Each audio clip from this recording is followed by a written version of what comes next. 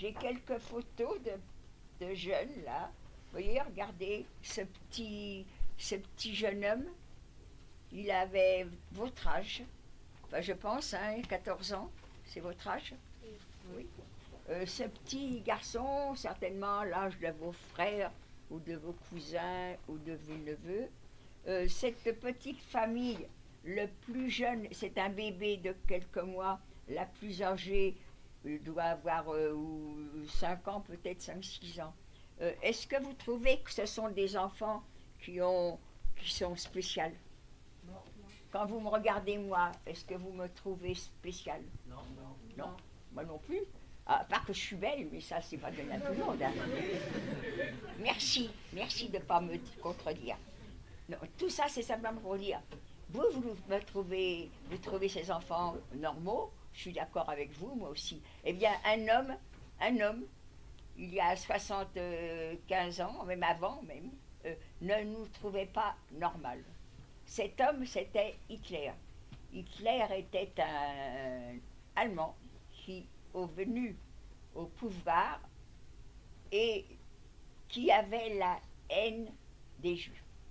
Je suis juive et beaucoup maintenant, encore plus maintenant qu'avant même, pas plus mais pareil, ont la haine des Juifs. On ne sait pas pourquoi. On les appelle les antisémites. Moi j'aimerais en voir un. Est-ce que quelqu'un a le courage de dire oui, ben moi je les aime pas?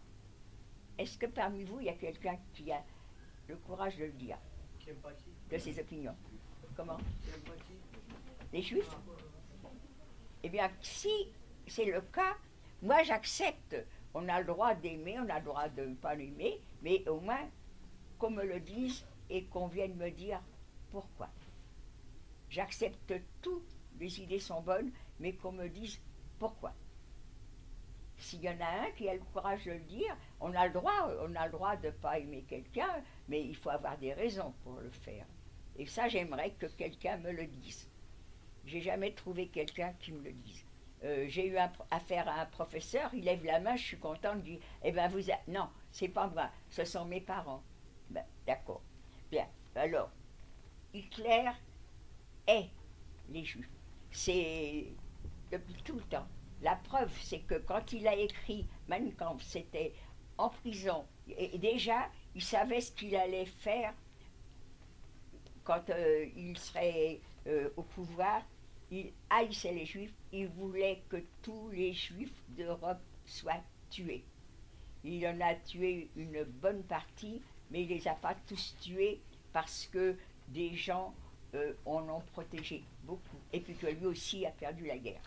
Donc Hitler arrive au pouvoir en 1933, tout de suite, il commence à faire les Juifs, tout de suite. On va commencer à les éliminer.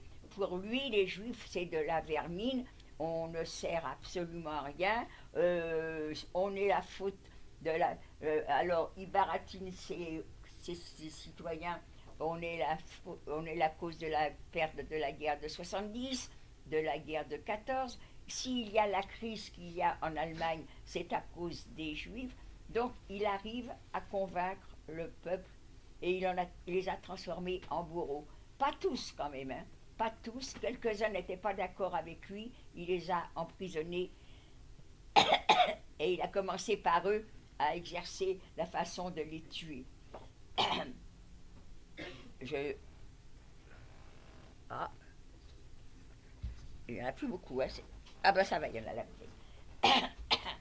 Donc Hitler arrive au pouvoir. Tout de suite, dans tous les pays qu'il a occupés, il commence à faire son sale travail. Il arrive en France, il est vainqueur, et tout de suite, les lois anti-juives sont promulguées. Alors, qu'est-ce qu'il faut tout de suite faire? C'est... Ah,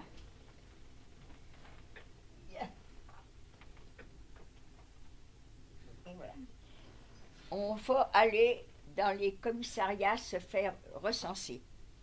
Il y en a qui ont été intelligents, qui n'y ont pas été, mais d'autres, comme mon père, c'est pas qu'il n'était pas intelligent. Mon père avait confiance en la France. Mon père était né à Paris. Mon père avait fait la guerre de 14. Mon père avait 7 enfants, 6 filles, c'est moi la petite dernière. Et enfin, le garçon tant désiré est arrivé. On s'est arrêté à 7 enfants. 7 enfants nés à Paris, lui-même né à Paris. Sa femme, non, n'est pas née à Paris. Sa femme est née en Roumanie, mais elle est venue très jeune. Quand on allait, parce qu'à l'époque il n'y avait pas de télévision, quand on voyait des images, on les voyait aux actualités quand on allait au cinéma. Et quand on allait au cinéma, on voyait comment ils traitaient les Juifs dans les pays qu'ils occupaient. Et mon père nous rassurait, en France, ça n'arrivera pas. Les Français vont nous, la France nous protégera, on est Français. Donc, on le croyait, mon père, et on n'a jamais eu peur. Donc, il faut aller dans les bois. La première chose à faire, il va falloir aller se faire recenser. C'est-à-dire qu'on allait dans les bureaux de commissariat et on en sortait avec un beau tampon juif sur nos cartes d'identité et on nous fournissait 2 belles étoiles qu'il fallait coudre très solidement sur le côté gauche des vêtements et surtout ne pas les cacher. Il fallait montrer qu'on était juif. Donc, on a fait tout ça. Avec ces étoiles, étant donné qu'il y avait plein de choses qui étaient interdites, naturellement, on n'avait plus le droit d'aller au spectacle, on n'avait plus le droit de sport. Les professeurs, les instituteurs, tous ceux qui travaillaient au contact de personnes non juives, on les appelait des Ariens, eh bien, toutes ces personnes qui travaillaient en contact avec les non-juifs ne devaient plus travailler. Il fallait absolument que nous n'ayons pas contact avec les Ariens. Si le métro, on avait le droit de le prendre, mais par contre, la dernière rame du métro, on n'avait pas le droit de quitter la ville où vous vous étiez fait recenser, eh bien, mon père a tout accepté. Il ne voulait pas quitter la France, il était tranquille. Mon père était un petit fabricant d'imperméables. Il avait un petit atelier, il emploie des personnes non juives, il n'a plus le droit de travailler, donc à sa place, à la place du patron, on met un administrateur. C'est-à-dire que normalement, c'était ceux qui étaient attachés au commissariat des histoires juives qui d'office mettaient quelqu'un non juif à la place de la personne qui dirigeait son affaire. Mon père a un coupeur, il fabriquait des imperméables, il y avait un coupeur. Le coupeur était arien, donc c'est lui qui a désigné son coupeur pour prendre sa place à l'atelier. On va vivre comme ça jusqu'en 1942. En 1942, un soir, un monsieur arrive, il se présente, il travaille à la préfecture de police, il a vu un dossier sur son bureau, la famille, mon nom de jeune fille, c'est Cherkassky. C'est pas breton, c'est pas auvergnat, en effet, c'est d'origine russe. La famille Cherkassky est à surveiller de très près à cause de leurs opinions politiques. Ce monsieur nous dit, vous êtes juif, déjà, vous allez être brimé, en plus vous êtes communiste, alors là, vous allez être surveillé. Donc, à mon avis, si vous pouvez, vous devriez aller en zone libre. Donc, mon père trouve qu'il a raison, il tient à sa famille, donc on va aller en zone libre. On ne peut pas aller en zone libre comme ça. La zone libre, il y a comme une frontière entre les deux, la zone occupée et la zone libre. Une frontière, on les passe, il faut des papiers d'identité. On ne peut pas passer la frontière avec un tampon juif sur notre carte d'identité, puisqu'on n'a pas le droit de bouger de l'endroit où on s'est fait recenser. Alors, il va trouver des faussaires pour faire des faux papiers. Des faux papiers, c'est très bien, mais il faut choisir aussi un nom de consonance, tant qu'à faire, bien française.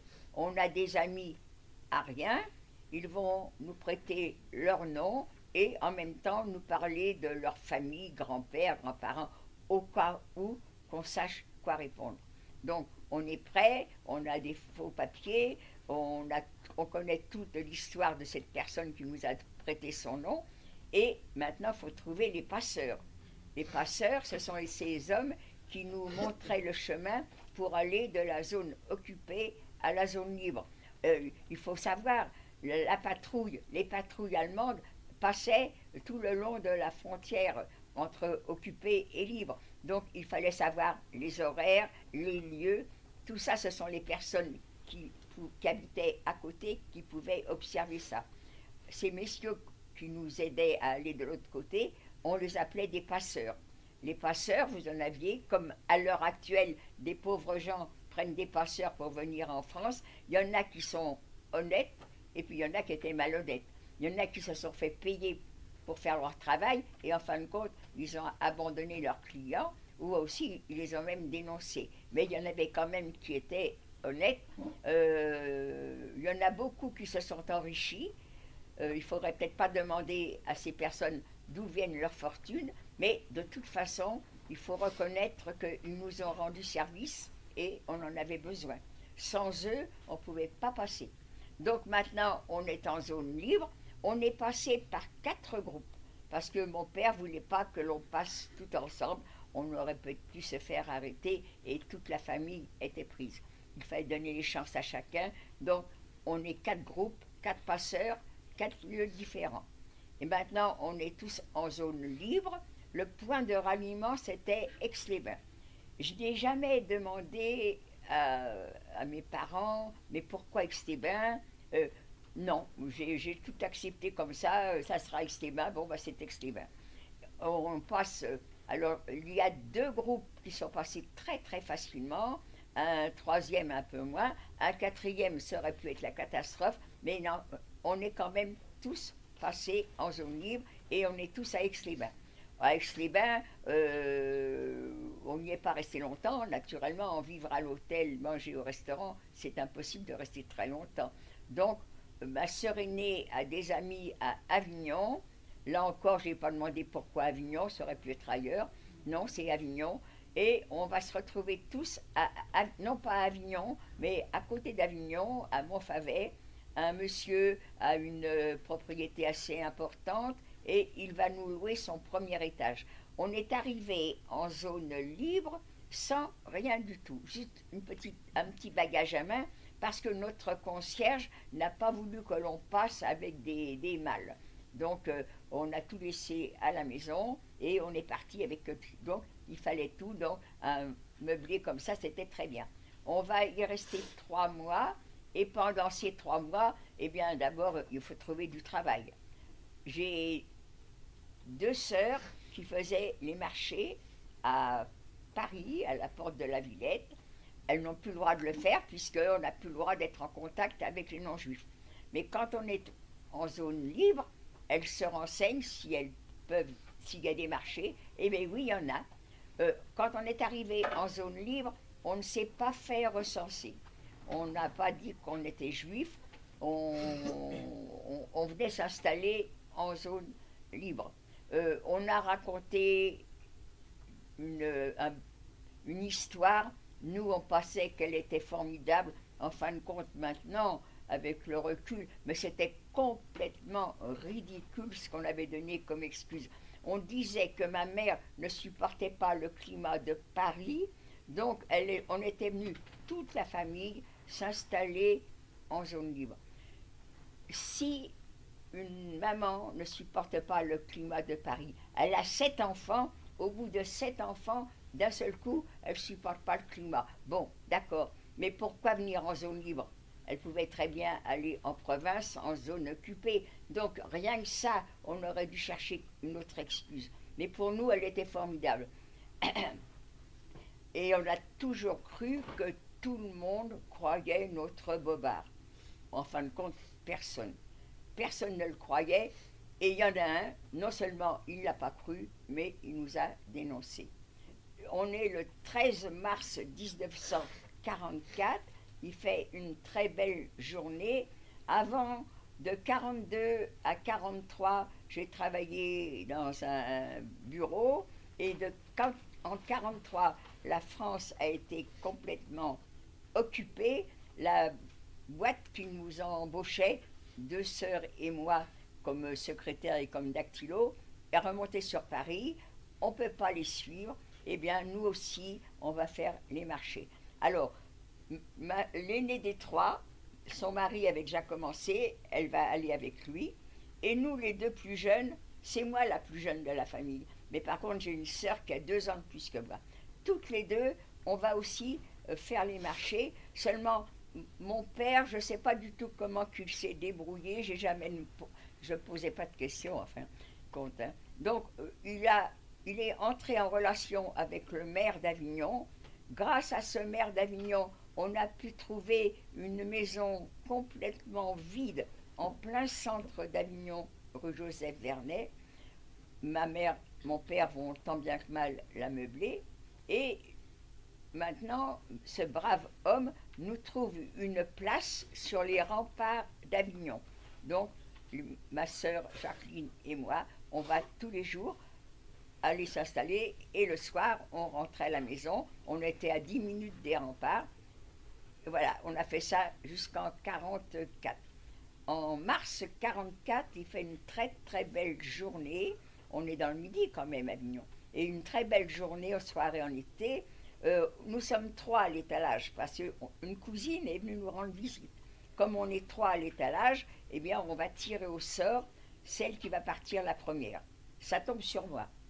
Moi, je suis un peu rondouillarde et comme il fait très beau, je vais en profiter pour vivre sur ma réserve et moi, je ne veux pas aller déjeuner. Donc, ma sœur, ma cousine partent toutes les deux. Elles reviennent au bout d'une heure. Oh, t'as tort, Ginette, il y a ci, il y a ça. Eh bien, Ginette, elle est gourmande et je vais déjeuner. J'arrive à la maison, on est à 10 minutes des remparts. Hein. J'arrive à la maison, j'ouvre la porte, de dos, 2 messieurs habillés avec manteau de cuir et chapeau. Ça, c'est l'uniforme de la Gestapo. Mais qu'est-ce qu'ils viennent faire? Ils viennent faire là? Est-ce que je n'en sais rien, je ne me rappelle pas du tout comment que ça est venu cette. Est-ce que je les ai interrogés? Est-ce que c'est eux qui. Est-ce que c'est papa? Je n'en sais rien. En tous les cas, il y a ces 2 hommes habillés, manteau, je vois que c'est la Gestapo, avec un monsieur, je n'ai jamais entendu le son de sa voix, habillé tout à fait normalement. Est-ce que c'était celui qui nous a dénoncés?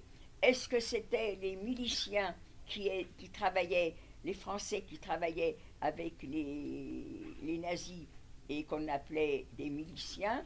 Je n'en sais rien. En tous les cas, il y a ces 3 messieurs et devant eux, mon père qui avait 61 ans et les 2 enfants que je vous ai montrés là, mon petit frère qui a 12 ans et demi et mon neveu qui a 14 ans.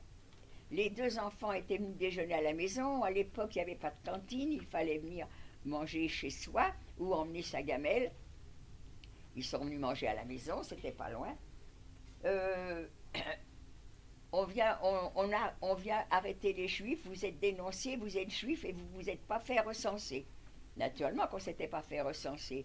Mais juifs, c'est pas vrai, on n'est pas juif. Moi, mon père, en même temps qu'il avait acheté on va c'est par là, mais de toute façon, je dis toujours ce certificat, je l'ai, mais bon, ça n'a pas d'importance, vous me croirez sur parole, il est par là, je ne sais pas où. Donc, ah ben tiens, il est là.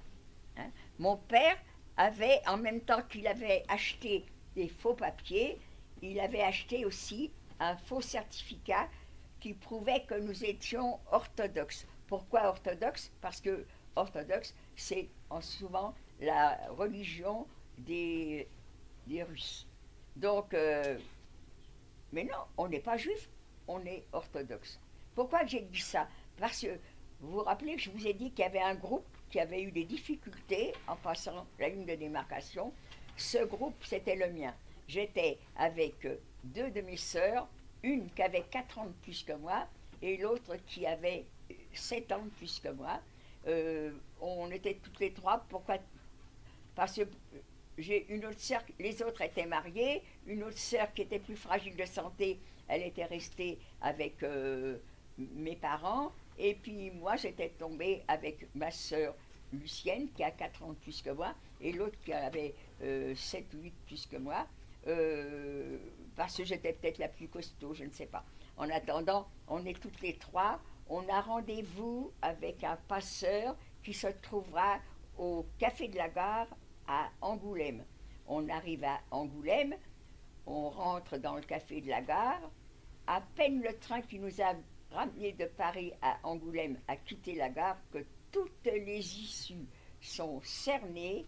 Plus personne n'a le droit de sortir du buffet de la gare. Et on est tous embarqués pour un contrôle de papier à la prison d'Angoulême.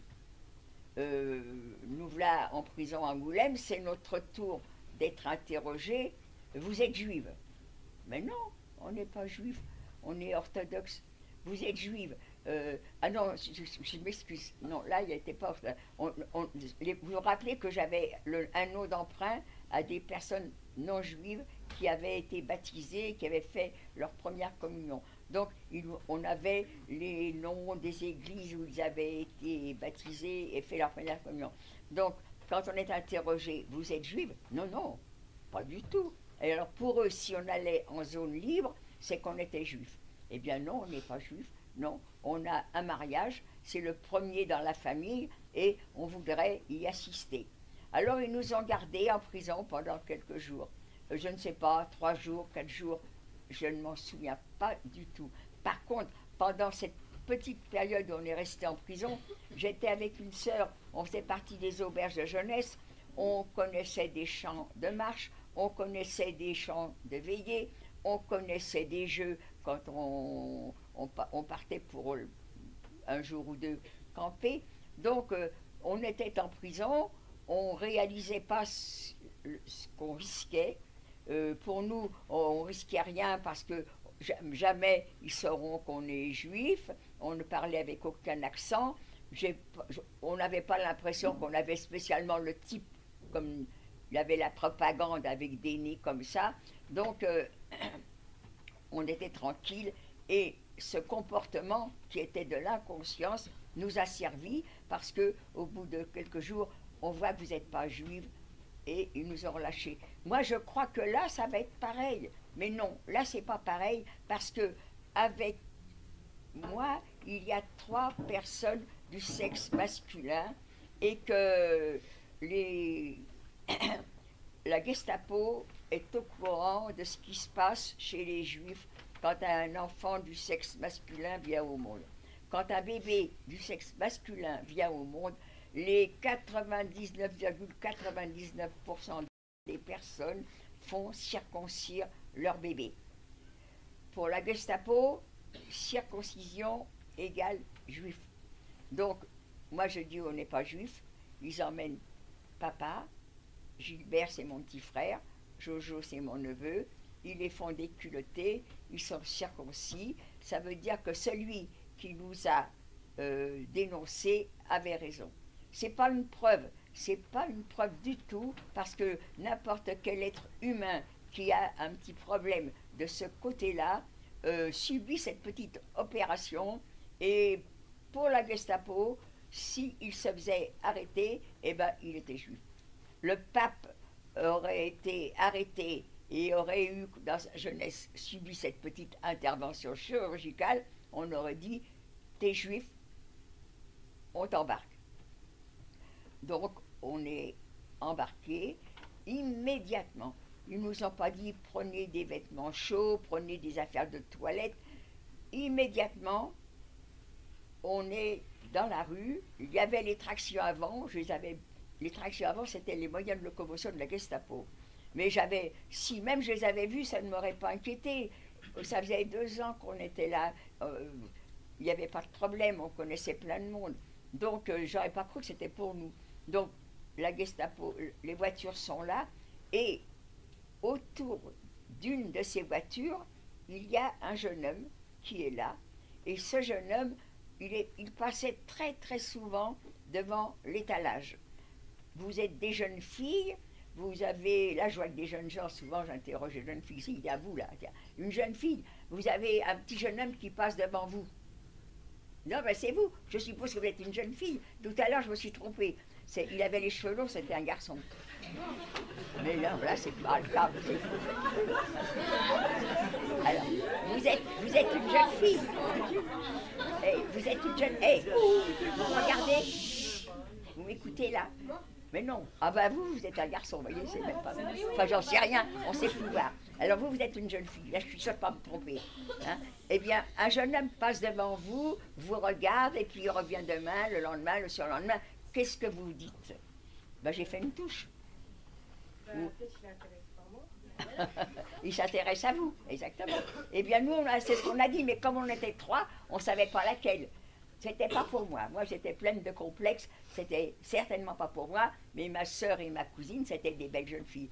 Quand je l'ai vu, qu'il faisait partie de la Gestapo, je ne sais pas, il était peut-être français. On n'a, lui non plus, jamais entendu le son de sa voix. Mais il était là avec la Gestapo. Donc, j'étais sûre qu'on m'arrêtait, mais immédiatement, ma sœur et ma cousine allaient être arrêtées. Ils nous connaissaient, ils savaient, donc ils allaient aller les chercher. Donc, avec mon père, on est en prison à Avignon, et avec mon petit frère et mon neveu, et j'étais sûre que ma sœur et ma cousine seraient arrêtées aussi. Et puis j'avais mes autres sœurs qui habitaient non pas avec, habitaient pas avec nous, mais celui qui nous a dénoncés connaissait toute la famille. Donc on a toujours cru avec mon père que toute la famille avait été arrêtée ce jour-là. On est en prison à Avignon, on couche la nuit à Avignon, le lendemain, on est le 13 mars, le 14 mars on nous prévient, vous restez pas là, vous partez. Il y avait un car qui nous a emmenés en prison à Marseille. On va y rester du 14 mars jusqu'à fin mars.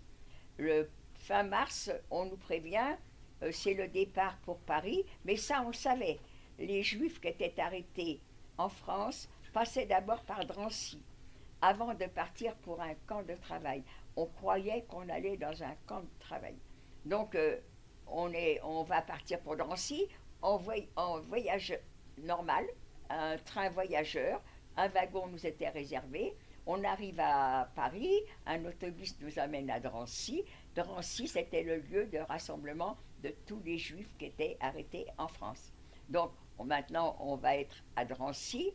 À Drancy, on y reste du 1er avril jusqu'au 13 avril. Le 12 avril au soir, on nous prévient, c'est le départ.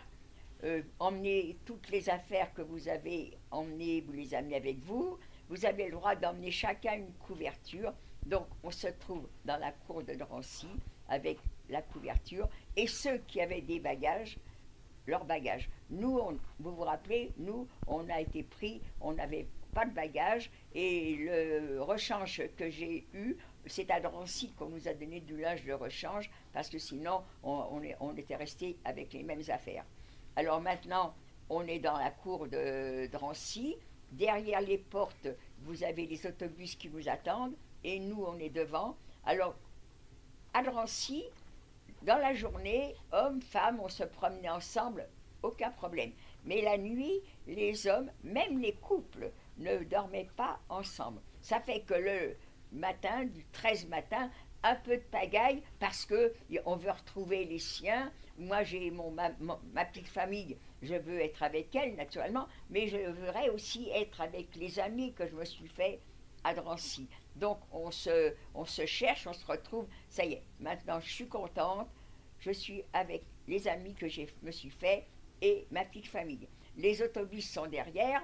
Maintenant, tout le monde est là. On va ouvrir les portes et chacun va aller dans l'autobus. Alors, un peu de bousculade, mais pas de brutalité. Ce sont les Français qui sont là, en gendarmes français, surveillés par les soldats allemands, mais pas de brutalité jusque-là, ni de cris. On est gentiment, on monte avec les bagages dans les autobus. Les autobus vont nous emmener dans une gare, c'est la gare de Bobigny. Moi, j'ai toujours cru que c'était la gare du Bourget, hein. Mais j'ai appris que c'était la gare de Bobigny. On arrive à la gare, là, maintenant, les Français nous ont abandonnés, on est aux mains de l'armée allemande. Et là, ça change. là, ce sont des hurlements. Brutalement, on nous pousse, on veut qu'on se mette en groupe, on trouve qu'on va pas assez vite, on pousse violemment. Il y en a qui reçoivent des coups, c'est pas, on va pas assez vite. Enfin, on est groupés et devant nous, on a un wagon, un train avec des wagons qui sont ouverts, comme ça, des wagons vides. Ginette est naïve. Moi, je pense que ce train-là, c'est pas pour les voyageurs. Il va partir et nous, on va avoir un train voyageur.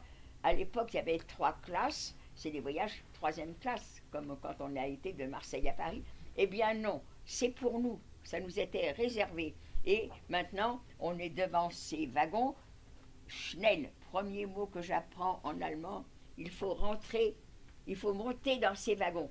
Comment qu'on est monté dans ces wagons? Je ne sais, je me rappelle plus. Est-ce qu'il y avait une rampe? Est-ce qu'il y avait des marches? Est-ce qu'il fallait sauter? J'étais jeune, sauter, ça ne me gênait pas, mais il y avait des personnes handicapées, il y avait des personnes... je ne sais pas comment qu'on a fait. En attendant, on est tous dans le wagon est verrouillé, et maintenant, on va découvrir les lieux.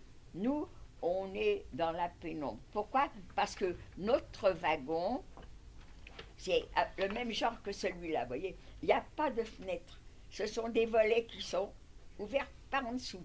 Donc on aperçoit, on voit un peu de la lumière, un petit peu de jour, un petit peu d'air qui passera, mais certainement moins que les wagons qui avaient carrément des fenêtres qui étaient ou grillagées ou avec des barreaux. Nous, on est mal tombés. Alors le train va, on a un mal fou à se trouver une place. Mais enfin, on a réussi, mais pour mettre les jambes, ça a été très, très, très, très dur. En fin de compte, le train a démarré. J'ai dû m'assoupir parce que certaines personnes disent le train s'est arrêté, on a pu vider les... Vous savez, quand on est monté dans le train, il y avait une espèce de tonneau. On ne savait pas à quoi ça allait servir. Il a été mis dans un coin. Et quand le train a commencé à rouler, qui ne s'arrêtait pas, on a compris que c'était pour faire nos besoins.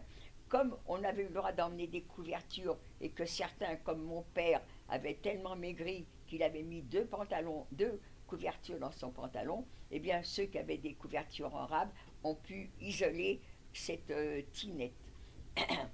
Et j'ai dû m'assoupir parce que moi, justement, j'ai toujours dit, mon train s'est pas arrêté, ni pour prendre de l'eau, ni pour vider la tinette. Alors qu'il y en a qui disent, si, le train s'est arrêté.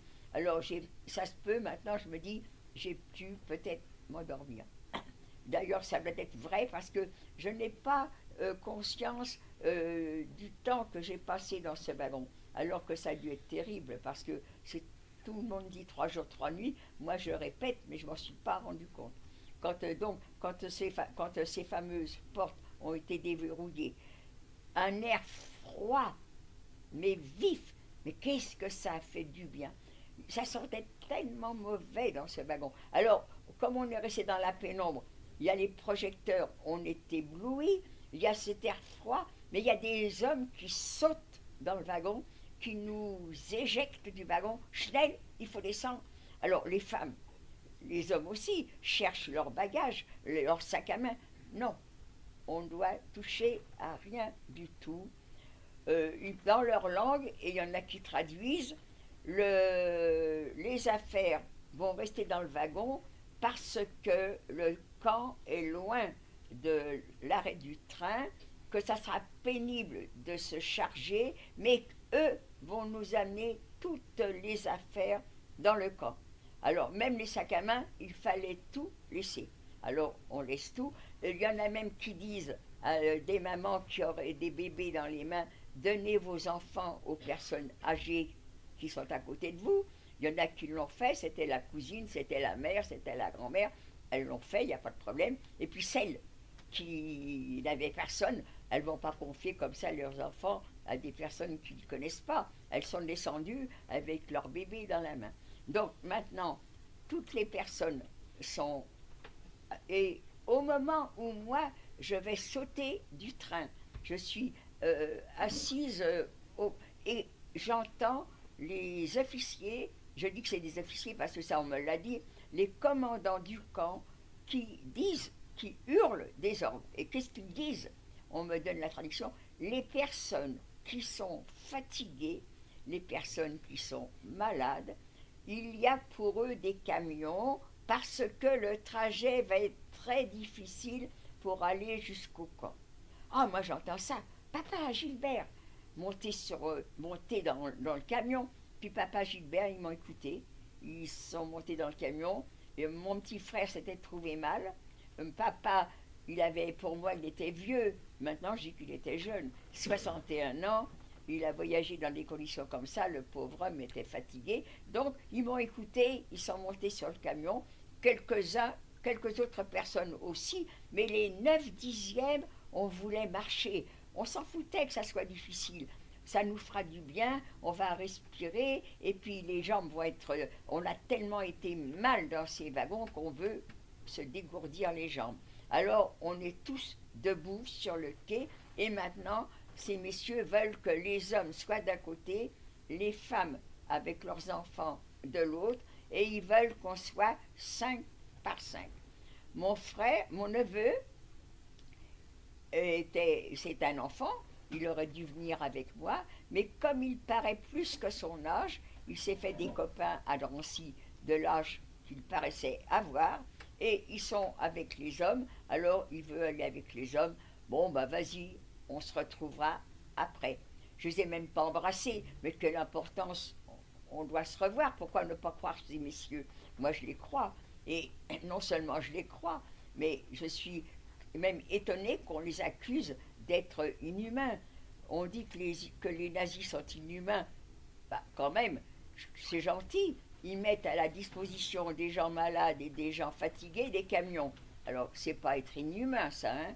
Donc, je suis rassurée là-dessus, sur leur caractère. Et maintenant, on est 5 par 5 et on va... Alors, cette fois-ci, c'est pas Schnell. Langsam, il faut passer devant ces messieurs qui vous regardent, très peu d'ailleurs, mais qui vous regardent quand même. Toi tu vas à gauche, toi tu vas à droite. En fin de compte, à côté, on est très très peu, et de l'autre côté, ça gonfle, ça gonfle, ça gonfle. Pourquoi que ça gonfle? Parce que toutes les personnes qui sont dans... Il y a les enfants, il y a les personnes âgées, il y a des personnes enceintes, il y a des femmes qui ont l'air malades, il y a des personnes qui sont très très handicapées, très obèses. Toutes ces personnes-là sont ensemble et nous, on est très très peu. Et alors nous, on est très très peu, c'est parce que nous, on va partir à pied. Et les autres, eh bien, vont obligatoirement, il y en a qui veulent marcher, non, vous ne marchez pas, mais on est capable, non, vous êtes peut-être capable de marcher, vous ne marcherez pas assez vite, vous montez sur les camions, mais vous inquiétez pas, et toujours ne vous inquiétez pas, vous allez tous vous retrouver dans le camp.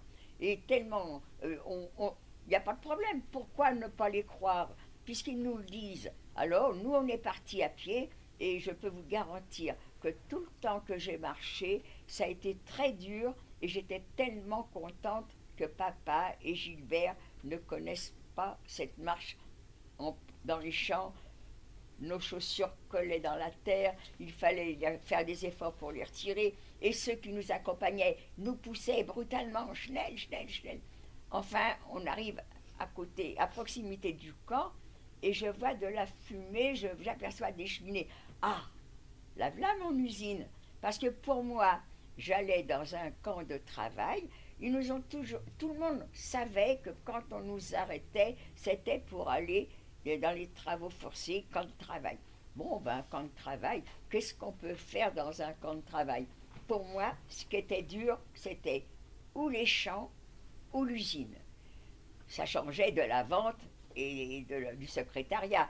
Mais champs, usine, il y en a qui en font leur métier toute leur vie et ils n'en meurent pas. Donc, je n'avais pas peur. Ça sera dur, mais je suis jeune. Et puis, mon neveu, qui était avec moi aussi, lui aussi, il était jeune et costaud. Donc, lui aussi, je croyais qu'il allait travailler en usine ou dans les champs. Et puis maintenant, on est dans le camp. Alors là, je suis un peu étonnée parce que dans mon imagination, j'ai jamais connu un camp de travail, mais je voyais l'usine et quelques baraques. L'usine, elle est là, il y a plein de cheminées, et puis ça fume, et quelle odeur, et je ne sais pas ce qu'ils fabriquent hein, dans cette usine, mais ça dégage une odeur indéfinissable.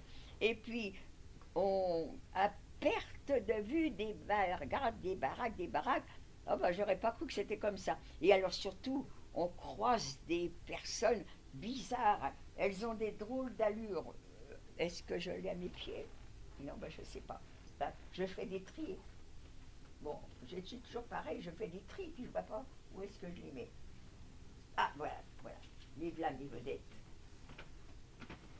Là, alors là, je vous montre l'allure d'un déporté, mais ça, ce sont des déportés résistantes. Pourquoi résistantes? Quelle est la différence? La différence, c'est que les résistants avaient des robes rayées, alors que les juifs, on n'avait pas le droit aux robes rayées. Nous, on avait le droit aux haillons. Elles ont, là, celles-ci, elles ont leurs cheveux. Nous, on avait les cheveux rasés.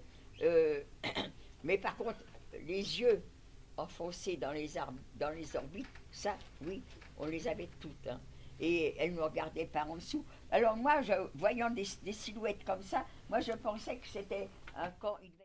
Certains, c'était pas la nudité. Elles l'acceptaient. Par contre, ce qu'elles n'ont pas accepté, c'est ce qui s'est passé après. Après, alors, la nudité, maintenant, on va s'approcher de ces femmes qui sont derrière leur table. Une a un registre, elle nous prend nos identités, et l'autre, alors que je me cachais les seins, que je me cachais le sexe, attrape mon bras et me met sur le bras moi je dis un beau numéro, c'est un gros numéro, mais un beau numéro quand même parce qu'elle était douée. Hein. Et pour certaines de mes camarades, ce tatouage, c'est ça qui a été pire pour elles. La nudité, ça leur était égal, mais ça, marqué dans leur chair, oh, elles ont frotté tout de suite. Ça part pas, c'est très profond. Moi, la nudité, le numéro, on peut me demander, ça vous a fait mal? Qu'est-ce que vous avez ressenti? Rien du tout. J'étais nue et ça, pour moi, ça a été affreux. Maintenant, ça ne suffit pas à ces messieurs les nazis de nous avoir humiliés en nous tatouant, en nous mettant nus. Ils ont encore pensé à d'autres choses. Et cette autre chose, ça arrive. On est dans une petite pièce, des femmes sont debout derrière un tabouret, nous on est tout autour, on est pas, le groupe qui a été tatoué maintenant est dans cette pièce-là, on va nous asseoir sur ce tabouret, on nous enlève les poils du sexe et c'est toujours devant tout le monde. Vous avez ces femmes qui font ça, c'est affreux, elles sont brutales, on saigne, on nous enlève les poils du sexe, on nous enlève les poils sous les bras et maintenant on nous enlève les cheveux. Et bien pour certaines, c'est les cheveux. Et leurs cheveux, elles étaient tellement fières de leurs cheveux que ce qui a été pire, c'était d'être tondus. Maintenant, on est tous tondus, pas tous, parce que dans mon transport, on ne sait pas pourquoi, on n'a pas tout été rasé. Moi, j'ai eu les cheveux coupés, très courts. Ça valait mieux peut-être qu'une fois d'être rasé, mais j'ai quand même gardé quelques cheveux. Et maintenant, on va nous emmener, on nous parle de douche. Alors on est contente. Ah ben la douche, ah oui. Alors on est 4-5 sous une pomme de douche. L'eau coule, brûlante. Tout le monde hurle. Aussitôt, elle est glacée. Tout le monde hurle. Et comme on est 4-5 sous une pomme de douche, il y en a qui ne sont même pas mouillés. On n'a même pas trouvé de savon pour se laver. Qu'aussitôt, on nous éjecte. Schnell, encore une fois. Et on est dans une pièce en plein courant d'air parce que les vitres sont cassées. Ben, on cherche les serviettes. On vient de se... Quand on prend une douche, on a des serviettes. Ah oui, on prend des douches pas dans un camp d'extermination. Pourquoi je vous dis camp d'extermination? Parce que on apprend. On apprend tout de suite. Moi, je ne parle aucune langue étrangère que le français. Mais parmi nous, il y a des femmes qui parlent l'allemand, le polonais, et peut-être aussi qui parlent le yiddish. Le yiddish, c'est le patois des juifs des pays de l'Est. Peut-être que ces femmes qui sont là à nous raser, à nous tatouer, à nous inscrire. En tous les cas, il y en a qui apprennent, et elles, maintenant, elles nous le répètent. Elles ont demandé à ces femmes-là, mais dites donc, on nous a dit de... J'ai donné mon bébé à ma mère, et tous les deux sont montés sur les camions. On nous a dit qu'on allait se revoir dans le camp. L'autre, c'est ben, mon petit frère, ma soeur, mon père, mon neveu. J'avais dans mon rang un garçon qui était avec sa mère. L'officier s'est déplacé pour faire monter ce garçon. La mère avait beau dire, mais il sait marcher, il peut marcher. Non, madame, il va ralentir la cadence. Et l'enfant est monté sur le camion. La mère, donc, demande, et mon garçon, l'officier a dit que je le verrais. Et ces femmes qui sont les déportées comme nous, mais elles sont là depuis 1 an, 2 ans, 3 ans, elles ont perdu toute humanité. Elles ne se rappellent plus que leur réaction, elles, quand on leur a annoncé ce qu'elles vont nous dire. Alors qu'elle est toute heureuse de nous annoncer ça. Mais vous ne les reverrez plus. Pourquoi? Eh bien, la fumée, c'était mon usine. Eh bien oui, non, non, Ginette, tu te trompes, c'est pas ton usine, c'est l'usine de la mort. Elles nous apprennent que tous ceux qui étaient sur les camions, c'est parce que ces messieurs ont jugé qu'ils n'étaient pas capables de travailler, et donc on ne nourrit pas des gens qui ne sont pas capables de travailler, on les tue. Hitler voulait tuer tous les juifs d'Europe. À chaque transport, il en tuait. C'est simple. Moi, j'ai appris, dans notre transport, on était 800 femmes et enfants. Il y avait 700 hommes, on était 1500 en tout. C'était un très grand transport. Eh bien, seules 91 femmes sont rentrées dans le camp. Ça veut dire que tous les autres ont été assassinés. Mais on ne les croit pas, on ne peut pas les croire, c'est pas vrai. Papa Gilbert n'était pas malade, ils étaient simplement fatigués. Il y en a quelques-uns qui étaient peut-être, mais encore, eux sont montés volontairement. Mais tous ceux qui voulaient marcher, ça veut dire qu'ils n'étaient pas malades. On les a obligés et on les a assassinés. Alors, tout de suite, on ne le croit pas, mais le soir, on n'a vu personne revenir. Le lendemain matin, encore personne. Maintenant, ça y est, on est certain qu'ils ont raison, c'est vrai. On était dans un camp d'extermination. Ça veut dire que si vous pouvez travailler, vous allez vivre. Si vous ne pouvez pas travailler, vous allez mourir. Et la mort, c'est la chambre à gaz. On est arrivé dans ce camp, maintenant ça y est, on sait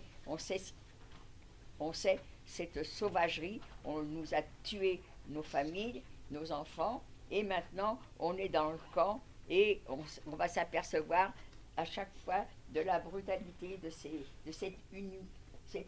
Moi je sais que personnellement quand j'en parle, je suis toujours outrée comment des personnes qu'on dit cultivées, qu'on dit artistes, ont pu réfléchir.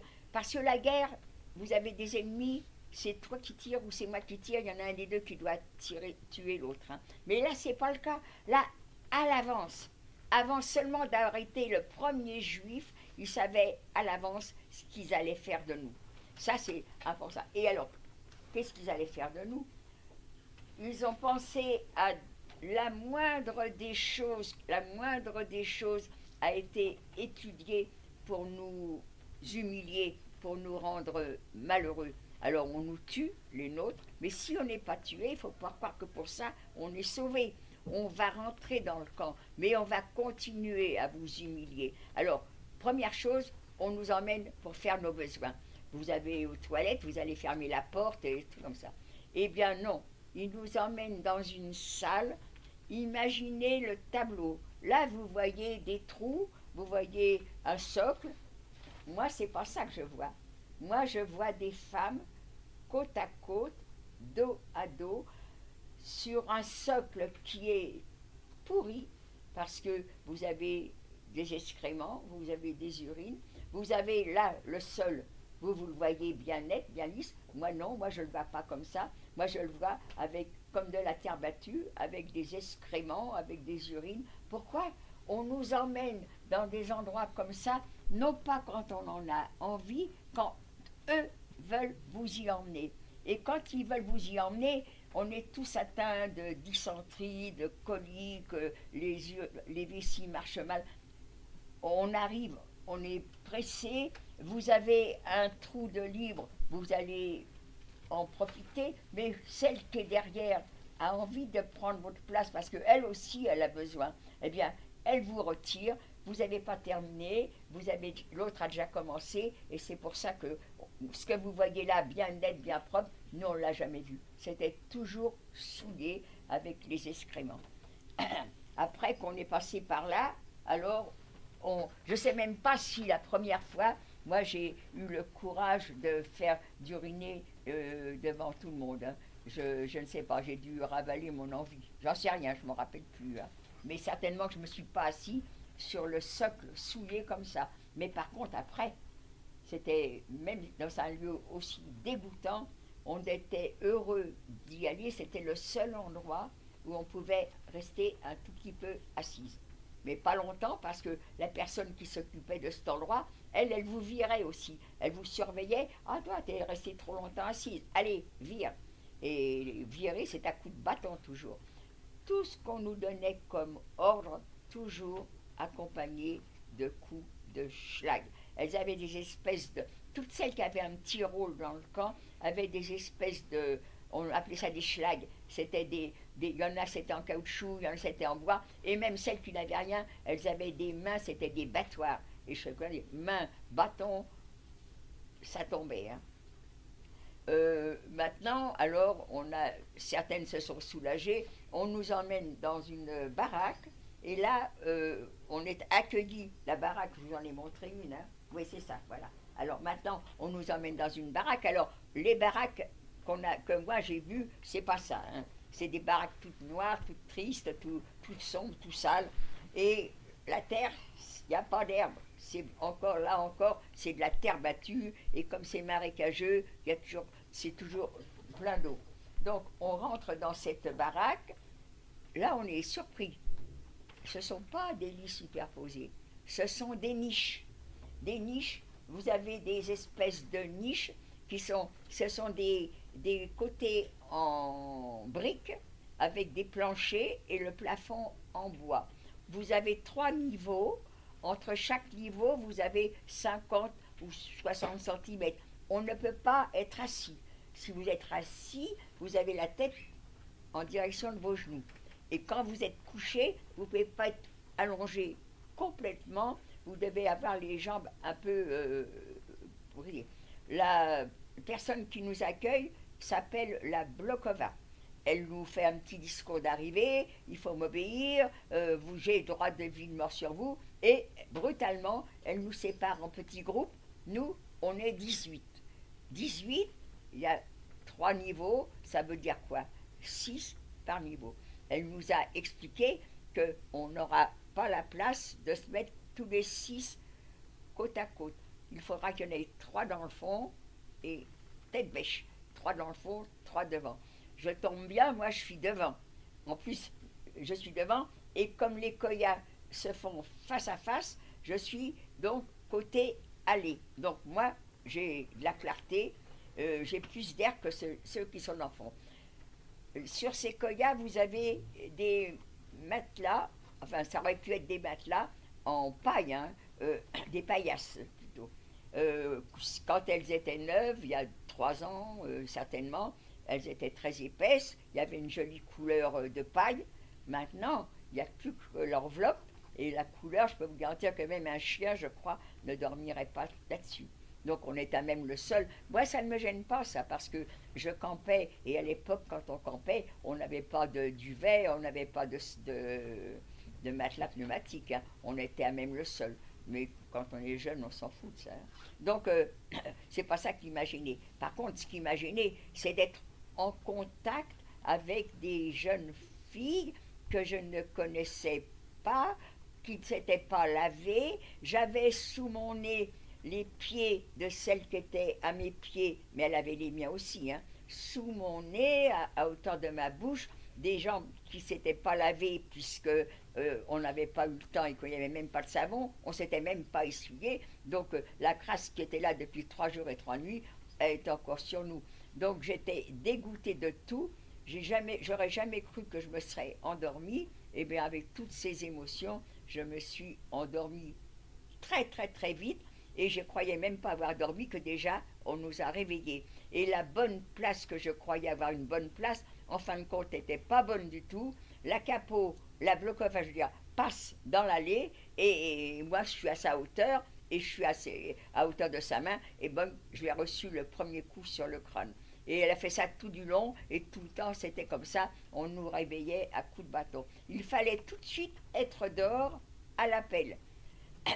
Mais nous, même si on était mal habillés, on avait enlevé nos vêtements, donc on a été trop longue, alors en sortant, toc, encore des coups et toujours des coups. Il ne fallait pas se déshabiller, après on ne s'est jamais déshabillé. Donc maintenant on est à l'appel, l'appel du matin ne dure pas trop longtemps, dans une baraque on est 600, 700, elle a des petites copines qui aident à compter, le compte est assez, comme on se tient très très bien, c'est facile à compter, et s'il manque quelqu'un, ça veut dire que la personne ne fait pas la grasse matinée. Non, c'est parce que ou elle est malade, ou elle est morte. Si elle est malade ou si elle est morte, de toute façon, il faut qu'elle soit dehors. La morte, les copines vont la prendre et vont la laisser tomber à côté. Mais par contre, la malade n'aura pas le droit d'être couchée, n'aura pas le droit d'être assise. Il faut qu'elle soit debout. Alors, les copines vont la tenir pour qu'elle reste debout. Et puis alors, après tout ça, alors là, c'est le droit d'aller chercher de l'eau qu'on appelle du café. C'est une espèce d'eau de tisane qui a une couleur un peu marron. Pour aller chercher des volontaires, pour aller chercher ça, il n'y en a pas. C'est trop loin, les cuisines sont loin. Un tonneau, c'est lourd. Et il n'y a pas de volontaires. Alors allez, encore une fois, on va se faire cogner. Celles qui alors a désigné seront désignées à coups de bâton. Et quand il y aura 12 personnes de prêtres qui auront reçu des coups, là, elles nous emmènent à la cuisine où on va ramener des tonneaux d'eau qu'on appelle café. Et puis alors, quand on est en quarantaine, on reste dans notre baraque. Alors, pas sans travailler. On va vous faire des corvées ridicules, mais vous allez faire quelque chose. Et là, vous apprenez ce que c'est que la discipline dans un camp. La quarantaine, c'était pas pour savoir si on avait des maladies contagieuses ou pas, c'était pour nous apprendre ce que c'est qu'une discipline dans un camp d'extermination. Et je peux vous garantir qu'on l'a appris vite. Après, au bout de quelque temps, je ne sais pas combien de temps, on quitte le camp de quarantaine pour aller dans le camp, toujours à Birkenau, hein, c'est toujours le même endroit, mais c'était tellement, tellement grand. Du coup, maintenant, on va être dans le camp de travail. Alors, le laguerre A, c'était le camp de quarantaine.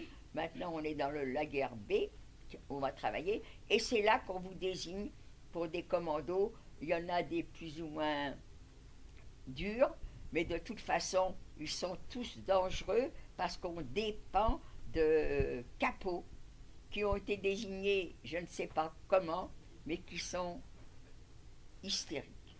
Quand elles peuvent taper une femme, elles le font avec un plaisir. J'ai jamais vu ça.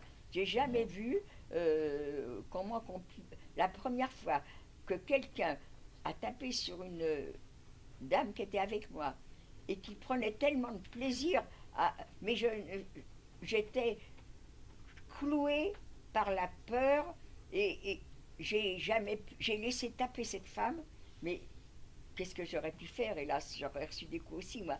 Je ne savais dire nix verstehen, ça veut dire on comprend pas, on comprend pas.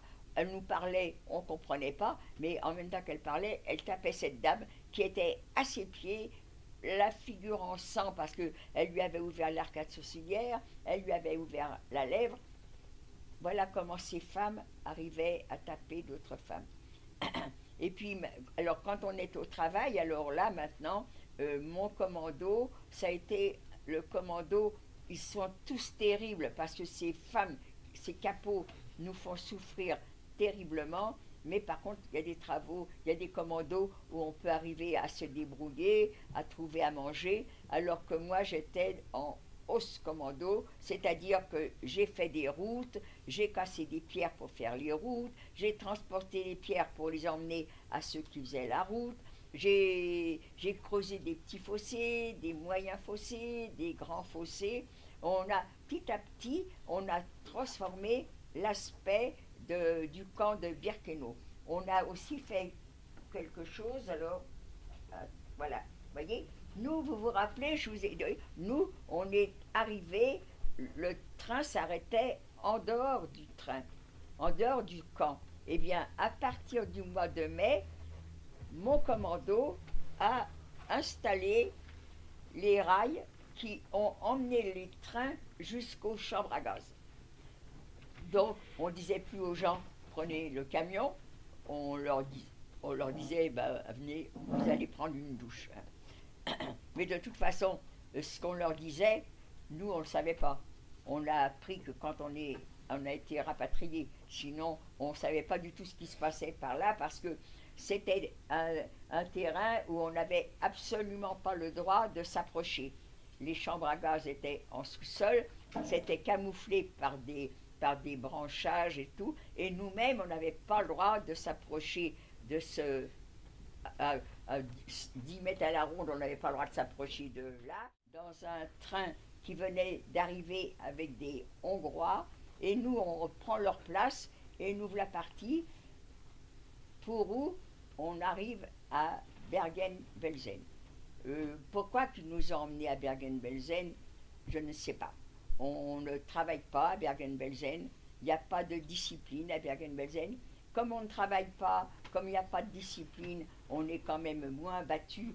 Je crois même qu'on n'est même pas battu du tout. Ou alors vraiment, il fallait faire quelque chose de très très grave pour être battu. Par contre, comme on ne travaille pas, on mange moins. Et comme il n'y a pas de discipline, c'est la loi du plus fort. Moi, j'ai été très malheureuse à Bergen-Belsen au début. Parce que justement, il n'y avait pas de discipline, c'était la loi du plus fort. Quand il y avait une distribution de pain, des gens comme moi qui avions peur de tout, eh bien, on se tenait peinards les unes derrière les autres, comme il fallait le faire à Birkenau. Ces femmes qui étaient plus culottées et tout, elles s'amenaient en groupe, elles plongeaient dans le tonneau où il y avait les tranches de pain, elles partaient chacune avec 5-6 tranches de pain, ça fait que vous, eh bien, il n'y en avait plus pour vous. J'ai été très malheureuse à Bergen-Belsen jusqu'à un certain moment où, parmi nous, il y avait une Allemande. Son nom m'échappe, là, je l'avais tout à l'heure, mais Adeline, elle s'appelait Adeline. C'était une juive allemande, donc elle parlait l'allemand. Peut-être que c'est ça qui a fait que le soldat, l'officier, je ne sais pas, lui a donné il a permis qu'elle prenne toutes les francophones avec elle, et il nous a fourni une baraque alors qu'on dormait dans une tente immense, des milliers de personnes à même le sol. C'était affreux, les gens se hurlaient sans arrêt parce qu'ils étaient couchés, on leur montait dessus, tout le monde avait... C'était affreux. Grâce à cette jeune fille et à ce soldat ou officier, je ne sais pas, on a eu à avoir une baraque, et du coup, la période à Bergen-Belsen a été pour moi bénéfique parce que je suis devenue plus humaine. Là, j'ai fait connaissance avec le groupe de femmes qui étaient autour de moi. Elles étaient plus âgées que moi, mais elles racontaient des histoires que mes sœurs, entre elles, racontaient aussi. Elles habitaient le quartier où j'habitais quand j'étais enfant. C'était dans le Marais. Maintenant, c'est devenu quelque chose de formidable, mais à l'époque, ça ne l'était pas. Et moi, j'étais persuadée qu'elles devaient connaître mes sœurs, mais comment dire, comment les décrire, les noms, on ne connaît pas. Hein. En tous les cas, à Bergen-Belsen, je suis devenue plus humaine. Et puis à Bergen-Belsen, en février 1945, on apprend, grâce encore à cette jeune fille, que des directeurs d'usine venaient chercher du personnel. Donc on s'est présenté à l'endroit où ils étaient, et est-ce que tout le monde a été apte à partir travailler en usine? Je n'en sais rien. En tous les cas, moi j'en faisais partie, et nous voilà partis en train pour rejoindre Ragun, une usine qui travaillait pour l'aviation. à Ragoun, à côté de Leipzig. On y est resté fin février jusqu'à avril. Arrive avril, l'équipe de jour allait au travail, l'équipe de nuit en arrivait, les deux équipes sont bloquées, terminé, on ne travaille plus, on part. Les Alliés approchent, on quitte donc Ragoun pour aller je ne sais où, mais en train. Donc nous, ça n'a pas été la marche de la mort, mais ça a été le train de la mort. Au moins, on est mort dans un train. Les autres sont morts sur la route, nous, on est morts dans un train. Pas moi, puisque je suis là. Hein. On est dans ce train, le train s'arrêtait à tout moment pour laisser passer les trains prioritaires. Quand il y avait une alerte, le train s'arrêtait, on était abandonnés dans nos wagons, les soldats allaient se mettre à l'abri. Les wagons n'ont jamais été ouverts pendant je ne sais combien de jours, sans jamais recevoir ni nourriture, ni boisson. C'était la vermine. Les nazis nous traitaient de vermine, mais nous maintenant, on était plein de vermine. Les poux nous avaient envahis parce que les cheveux avaient repoussé, les poils avaient repoussé, on avait des cheveux, des poux plein la tête, on prenait nos robes dans les coutures, il y avait plein de poux, c'était affreux. Et alors les malades, des malades et des gens qui mouraient, tous les jours, on avait une ou deux qui avaient arrêté de vivre. Les personnes qui étaient humaines, plus humaines que moi, prenaient ces mortes pour ne pas les avoir à côté d'elles et les mettaient dans un coin du wagon. Mais moi, j'avais une morte et jamais j'aurais dit qu'elle était morte. Parce que j'avais réfléchi que si on allait quand même donner un jour de la nourriture, ils ne vont pas nous laisser mourir de faim. Ils auraient pu, ils l'ont fait d'ailleurs. Mais enfin bon, je pensais que... Et ma morte, elle me tombait dessus, je la renvoyais, elle me retombait dessus, mais je la gardais parce que s'il y avait une distribution de nourriture, je dirais qu'elle dort et je prendrais sa part. Voilà comment j'étais devenue. Et puis le train, à un moment donné, s'est arrêté. On a cru qu'on était arrivé. Non, c'était un soldat qui a été plus gentil que les autres. Est-ce que ça arrivait? J'en sais rien. En tous les cas, il a déverrouillé notre wagon. On n'était pas arrivé, mais par contre, c'était une petite halte de campagne. Il y avait une alerte. Il a été camouflé pour pas être pris dans les bombardements. Et nous, on était le peu qui était capable de bouger. On s'est laissé glisser sur le ballast. On n'a même pas la force d'arracher l'herbe. On l'a mangé comme ça, à même la terre. On s'est un peu rempli l'estomac, mais il y avait aussi la soif qui était là. Il y a eu un petit mouvement, je ne sais pas exactement, mais on a senti quelque chose. Et c'était une locomotive qui se vidangeait. On a été boire l'eau sale de cette locomotive. Et puis l'alerte étant terminée, notre brave homme nous a fait remonter dans les wagons et le train a redémarré. Je ne saurais pas dire une journée, 8 jours, 2 heures, 3 heures, 4 heures, je ne sais pas. Le train s'arrête. Comment qu'on est arrivé au camp, là non plus, je ne sais pas. À pied, en train, en camion, je ne sais pas. En tous les cas, le train, on est arrivé dans un endroit, c'est un camp aussi, mais ce camp vient d'être libéré par les Alliés.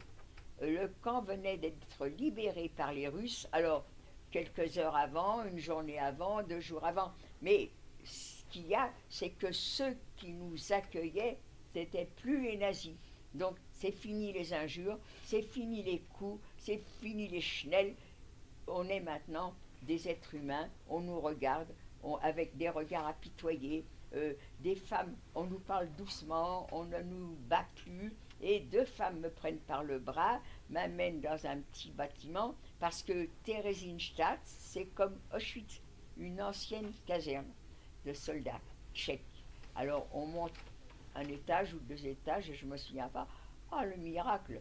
Des lits avec des draps. J'ai toujours cru que à Theresienstadt, les prisonnières avaient des lits avec des draps.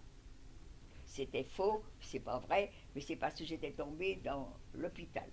Je ne me rendais pas compte que j'étais tellement malade. Je sais que j'étais très, très, très, très fatiguée. Certainement, certainement que j'avais un air hagard. Ou, en tous les cas, on m'a fait rentrer dans cet hôpital. Euh, je ne sais pas qui m'a déshabillée, je ne sais pas ce qu'on m'a mis sur le dos, je ne sais rien du tout. Seulement que quelqu'un est venu me tâter les bras, les jambes, et ça m'a fait tellement mal, j'ai entendu typhus. Donc je suis arrivée, j'avais le typhus, et on m'a soignée. On m'a soignée jusqu'à ce que j'apprenne que le dernier camion qui rapatriait les Françaises allait partir l'après-midi. J'étais avec une autre Française. Comment qu'on l'a su, comment qu'on est parti, je n'en sais rien. Je suis dans ce camion. Ça a été très très très pénible le voyage parce que j'étais certainement très maigre, donc je sentais toutes les bosses de la route. Et on s'est retrouvés alors dans un château.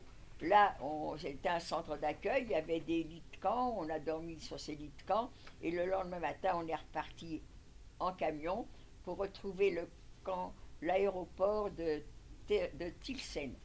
Tilsen ou Pilsen, je ne me souviens pas, c'est à côté de Prague, et là, on a été rapatriés à Lyon. Alors, on est vers le mois de... J'ai quitté, je pense qu'on est au mois de juin maintenant. Donc, je suis au mois de juin, je suis en France. En France, on n'est pas à Paris, on est à Lyon.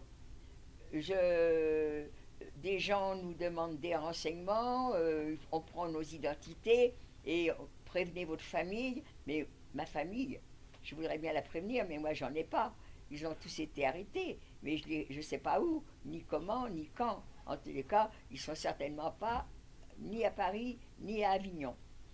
Donc, comme je suis très mal, je ne peux pas aller toute seule à Paris ou toute seule à Avignon. Hein. Donc, je vais à l'hôpital, je suis dans un centre d'accueil, on est dans la cour, il fait chaud, c'est l'été, hein, et donc j'attends les renseignements, ce qu'on va faire de moi. Des gens venaient nous voir, s'approchent de moi, une dame, elle s'arrête, elle me regarde et elle me dit « Mais t'es une fille Cherkassky, toi ?» Oui, oui, c'était moi, c'était bien mon nom, je m'en rappelais aussi. Mais cette dame, je n'ai jamais su... Si, elle a dû me le dire, mais j'étais tellement, tellement, tellement faible que je n'ai jamais retenu son nom. Je ne sais pas qui elle est. Jamais elle ne s'est fait connaître. Ça aurait été de la famille, en cours de vie, tu sais, c'est moi qui étais là à Lyon, j'en aurais entendu parler, alors que cette dame, mes sœurs m'ont demandé toujours, alors décris-la, tout ça. Eh bien, je ne peux pas la décrire, je ne m'en rappelle pas. En tous les cas, cette dame m'apprend que ma mère et mes sœurs sont vivantes, elles n'ont pas été déportées et elles ont récupéré l'appartement qu'on avait à Paris. Donc, vous pensez bien que l'hôpital m'attend encore et j'ai été rapatriée. J'arrive à Paris, il fallait passer par l'hôtel Lutetia. C'était un très très grand centre d'accueil, donc il faut y aller, on ne peut pas faire autrement. Quand on arrive en groupe, il faut passer par là. Donc, j'ai là encore parlé dans les bureaux, tout ça. Et quand j'ai été libérée de toutes ces questions, je suis partie pour rentrer chez moi. J'arrive dans l'immeuble, je croise la concierge, c'était la même qu'on avait en 42. Et elle me voit, elle me dit « Ah, Gilbert !» Elle me prenait pour mon petit frère. Mon petit frère aurait eu 13 ans et demi, moi j'avais 20 ans et demi, et j'avais pas de cheveux, j'étais très très très très maigre, j'avais pas de chaussures, peut-être que j'étais en pyjama, comme je sortais de l'hôpital, j'en sais rien, j'avoue franchement que je n'en sais rien. Par contre, je me suis retrouvée avec une veste de soldat allemand sur le dos. Alors c'est peut-être pour ça qu'elle m'a pris pour un garçon, et encore elle me prenait pour Gilbert. Alors non, je ne sais pas exactement. Alors quand j'ai dit non, c'est Ginette, elle me dit bah ta mère t'attend là-haut. Et quand j'ai ouvert la porte, c'est ma mère qui m'a ouvert. Naturellement, on est tombé dans les bras l'une de l'autre. Je ne sais pas. Moi, personnellement, je suis persuadée que je n'ai pas pleuré parce que je ne sais plus pleurer, mais ma mère la surprise peut-être d'avoir un sac d'os dans les bras, ou peut-être qu'elle a pleuré, je n'en sais rien. En tous les cas, elle m'accompagne sur le canapé qui est au bout de la pièce et elle me dit, demain, on doit me donner des nouvelles de papa et Gilbert. Des nouvelles de papa et Gilbert. Mais qu'est-ce que c'est que cette histoire? Je suis en colère, j'ai encore la force de rebondir alors que j'étais tellement fatiguée, mais ça m'avait vraiment...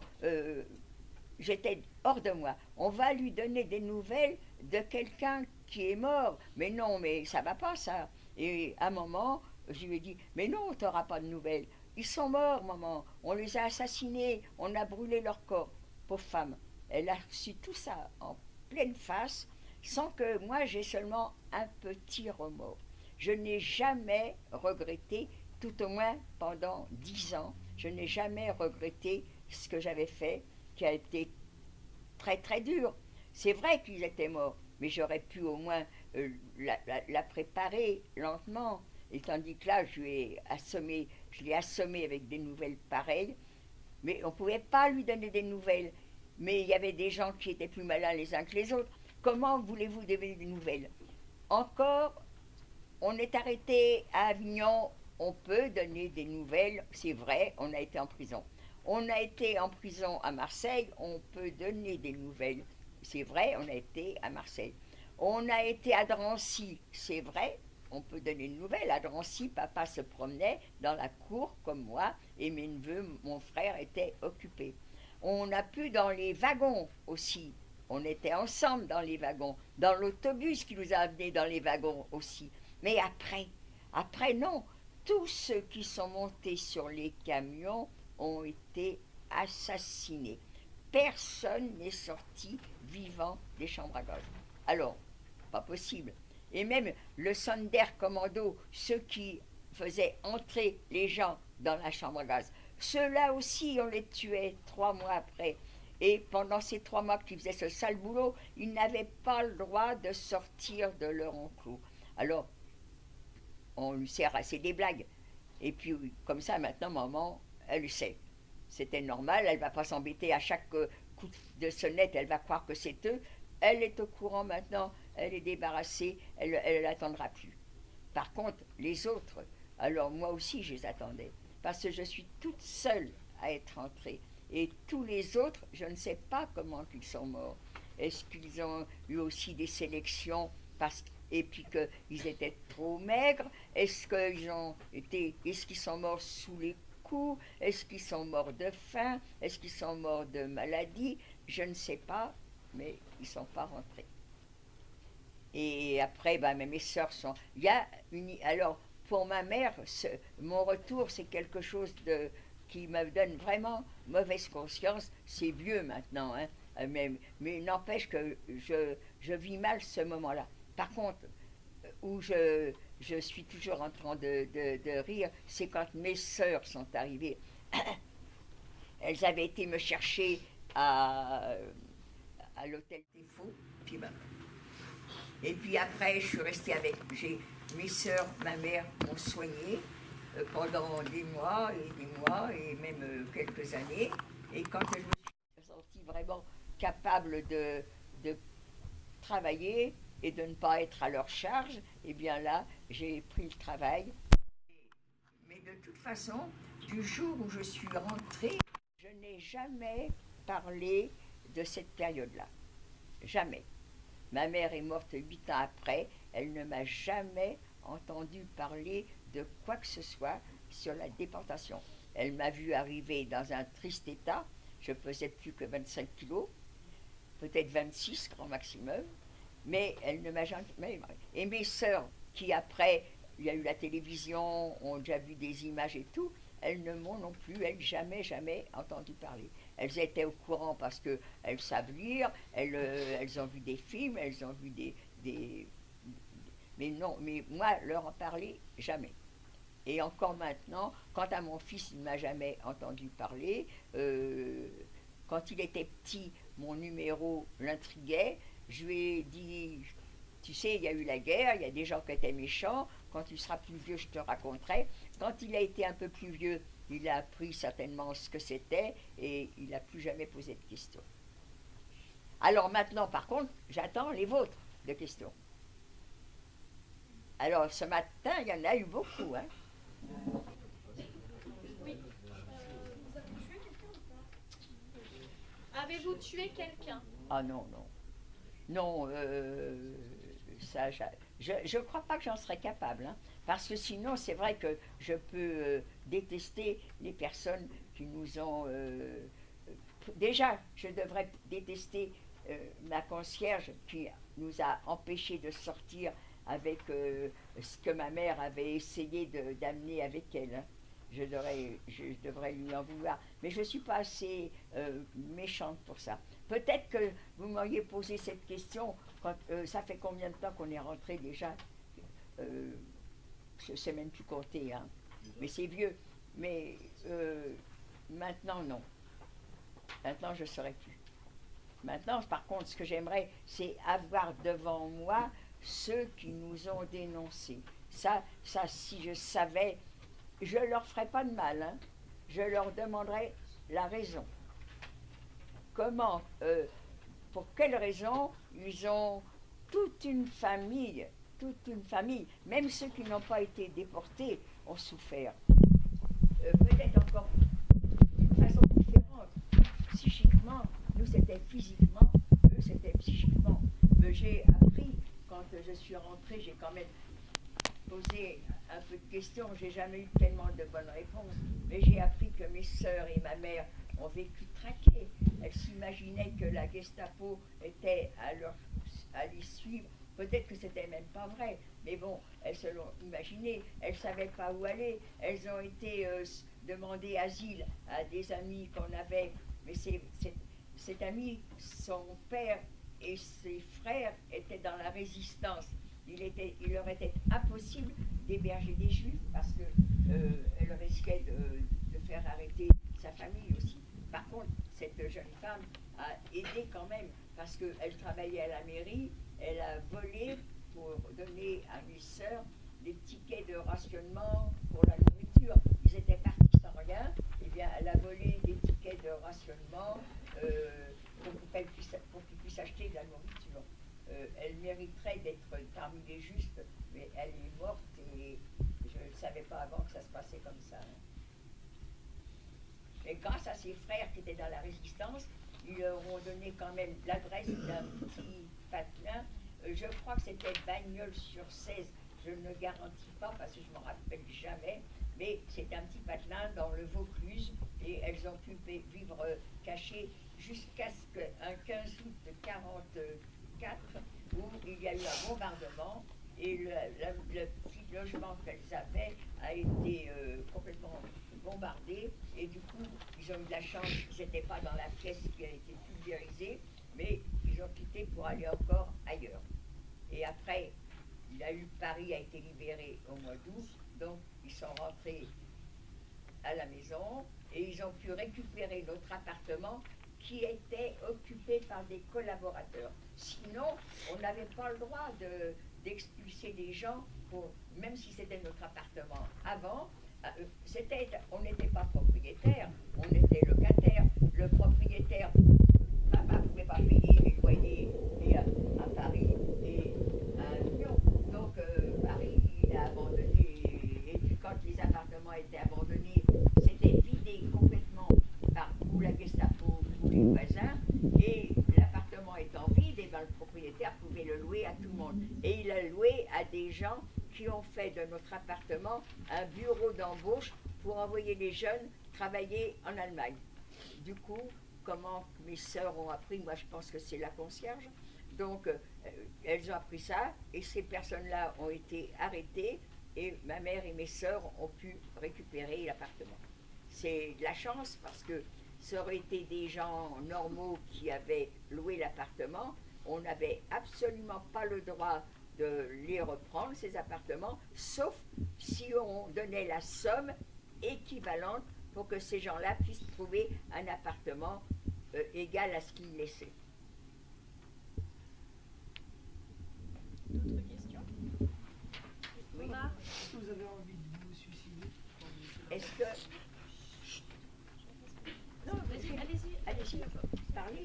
entendu? Vous savez que je suis sourde. Est-ce que vous aviez envie de vous suicider quand vous étiez là? Non, non, j'ai jamais pensé mourir, j'ai jamais pensé vivre. Je crois que du jour où je suis rentrée dans le camp de Birkenau, quand j'ai appris que j'avais envoyé à la mort mon père, mon petit frère, je crois que ça m'a fait un choc psychique et que j'ai été comme si j'étais abrutie. Je ne pensais plus à rien du tout. Je me vois à Birkenau vivre comme je ne parlais à personne, je ne me suis pas fait d'amis. Je pense que ce choc a été très dur pour moi de savoir que c'est moi qui leur ai dit. De toute façon, même si c'était pas, s'ils ne m'avaient pas écouté, ils se seraient mis dans les rangs pour marcher, on ne les aurait pas fait rentrer dans le camp. Mon père était trop vieux, mon frère était trop jeune. Mais il y a eu des exceptions, il y a eu des très très très rares exceptions. J'ai connu l'histoire d'un enfant de 12 ans et j'ai vu cet homme-là, je l'ai vu, c'est pas une histoire. Et dimanche, j'ai vu une femme qui a dit, je suis rentrée dans le camp, j'avais 6 ans, je ne l'ai pas cru, elle m'a montré son numéro. Cette femme est rentrée dans le camp parce qu'elle a été arrêtée avec sa mère et sa sœur. Entre les deux enfants, il y avait à peine 18 mois d'écart. Sa maman a été très très vite enceinte la seconde fois. Quand les nazis ont vu ces deux fillettes, elles paraissaient des jumelles, et les jumelles les intéressaient énormément pour faire des expériences. Eh bien, ils ont fait rentrer dans le camp ces enfants. Il y avait un bloc d'enfants qui ne mettaient pas le nez dehors. Ils étaient tout le temps dans cette baraque enfermée. Par contre, ils étaient très bien traités, c'est ce qu'elle nous a raconté. Par contre, la maman qui est rentrée dans le camp a réussi à venir une fois les voir, mais par contre, ils étaient à la merci de Mengele qui pouvait venir les chercher pour faire ces expériences. Mais elles n'ont pas été malheureuses et elles ont été libérées par les Russes quand ils sont rentrés dans le camp d'Auschwitz. Mais ça, je l'ai entendu dimanche. Jamais je l'aurais cru. Alors oui, il y avait des exceptions, donc peut-être que mon père et mon petit frère auraient peut-être pu être dans l'exception. Oui. Avez-vous été violée? Violée, je ne sais pas si, admettons, peut-être s'il y avait des gens qui ont été violés, mais ça aurait été par d'autres déportés, mais pas par les nazis. Ils étaient, n'oubliez pas que pour Hitler, il leur a fait croire qu'on était de la vermine, qu'on était vraiment infréquentables à la cause de tous leurs maux, et ensuite ils avaient vraiment interdiction de nous approcher, nous toucher même. Alors, je ne sais pas s'il y a eu des viols, mais s'il y en a eu, en tous les cas, ce n'était pas par les nazis, très certainement. Par contre, il y avait un bordel. Mais quand j'étais peut-être avec des déportés, mais non juifs. Ou alors si c'était des juifs, eh bien c'était réservé pour des juifs. Il y avait des corps de métier qui étaient très recherchés.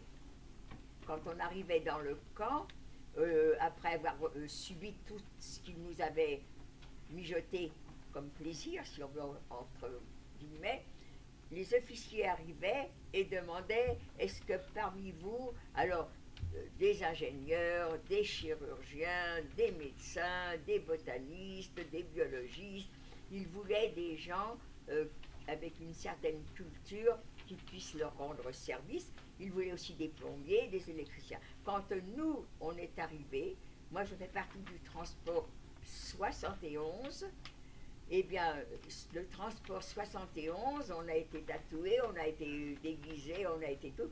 Maintenant, on est tous là, ensemble, habillés. L'officier vient, est-ce que parmi vous, alors ingénieurs, tout ça, eh bien ce jour-là, et je ne sais pas si c'est tout le temps qu'ils demandaient, ils ont voulu des chanteuses et danseuses. Eh bien, peut-être qu'ils voulaient faire un spectacle comme vous avez eu à midi. Eh bien, en attendant, il y a eu des dames qui ont levé la main, elles ont chanté, et elles chantaient très bien. Est-ce que c'était des professionnels ou pas? Ça, j'en sais rien.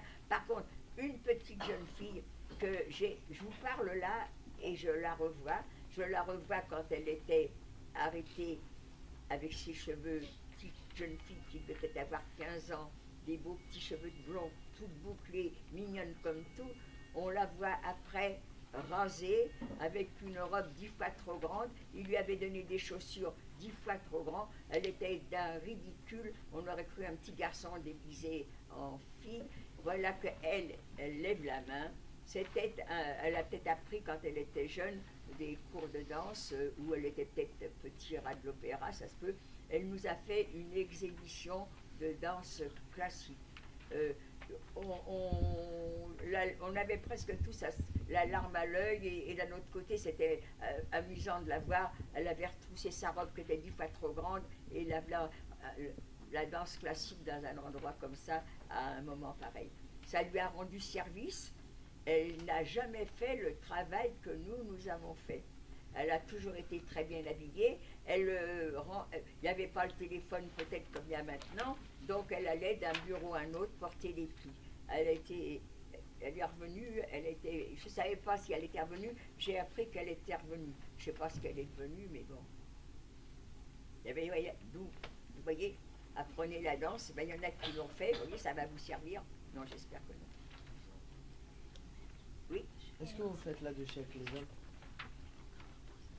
Est-ce que vous avez fait la douche avec les hommes? Est-ce que vous vous êtes douché avec les hommes? Est-ce que vous avez fait la douche avec les hommes? Vous savez, je suis très, très sourde. Est-ce que vous avez fait la douche avec les hommes? Ah non, non, non. Les hommes, on était complètement séparés des hommes. Il y a eu quelques hommes qui rentraient dans le camp, c'était parce qu'ils étaient plombiers ou électriciens. Les femmes arrivaient à passer dans le camp des hommes, mais parce que le chemin de notre commando nous faisait passer par le camp des hommes, mais il fallait absolument pas leur parler ni s'approcher. Il y a des enfants qui ont retrouvé leur père, et par hasard, eh bien, quand la fille retrouve son père, elles sont naturellement, ils sont été dans les bras l'un de l'autre, eh bien les deux ont été battus, la fille devant son père et le père devant sa fille. Il fallait absolument pas parler aux hommes. Mais ça n'empêchait pas que quelquefois, ça pouvait arriver si l'homme avait un métier spécial qui lui permettait d'avoir des choses en plus. Il pouvait acheter l'aide d'une capot ou d'une blokova qui fermait les yeux parce qu'elle avait été payée pour fermer les yeux, et à ce moment-là, il se pouvait qu'un mari retrouve sa femme, mais il fallait vraiment qu'elle soit payée grassement, pas avec de l'argent. Hein. L'argent, ça n'a pas de valeur. Par contre, il y avait quelque chose qui valait de l'or, et même un diamant, c'était quand vous avez une cigarette. Alors, si vous aviez une cigarette, c'était extraordinaire ce que vous pouviez avoir. Et ces gens qui travaillaient comme ça, là, qui avaient des métiers qui intéressaient les soldats, eh bien, quand ils rendaient service à un soldat, on le payait avec des cigarettes, et avec ces cigarettes, ils pouvaient acheter la complicité d'une capot ou d'un bloc. Aya, qu'est-ce que vous mangez? Une Oui. question. Qu'est-ce que vous mangiez et combien de fois par jour? Oh là là, qu'est-ce qu'on mangeait? Tous les jours du caviar et de la langouste. C'est fatigant. Non, je blague. Le matin, vous avez le droit à alors je dis une louche. Alors on voit une louche en argent ou en métal. Non, non. Quand je dis une louche, une boîte de conserve attachée à un bout de bois. La boîte de conserve à l'époque n'était pas comme maintenant bien bien blanche à l'intérieur, c'était du métal qui rouillait, eh bien, on nous servait avec ça.